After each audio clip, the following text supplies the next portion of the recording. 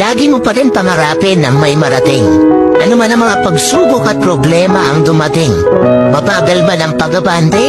Okay lang yan. Basta ang importante dumidiskarte. Tandaan mo na ang buhay ay hindi laging malungkot at malumbay. Kaya patuloy ka lang lumaban at maging matibay. Dahil darating din ang araw, lahat ng plano mo sa buhay ay magtatagumpay.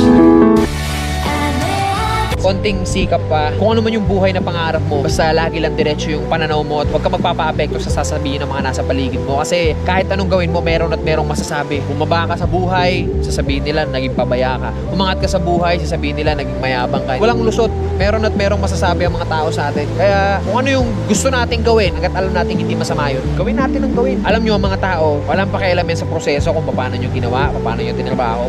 Mukhang ewan ka talaga para sa mga yan sa umpisa. Ang gustong makita lang ng mga tao palagi yung finished product. Ano yung narating mo dyan? As long as di mo napapabayaan yung pamilya mo, yung sarili mo, so kung ano man yung tinatahak mo, banat lang. Lahat tayo may mga bagay na gusto natin pero hindi natin nakukuha.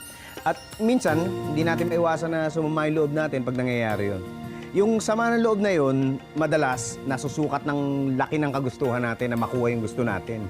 Mas gusto, pag hindi natin nakuha, mas sumasama yung loob natin. Okay lang yun. Hindi naman kasalanan na maghangad eh. Pero mas okay yung walang-wala ka, pero naghahangad ka lang ng konti, kesa dun sa marami ka na, naghahangad ka pa ng mas marami.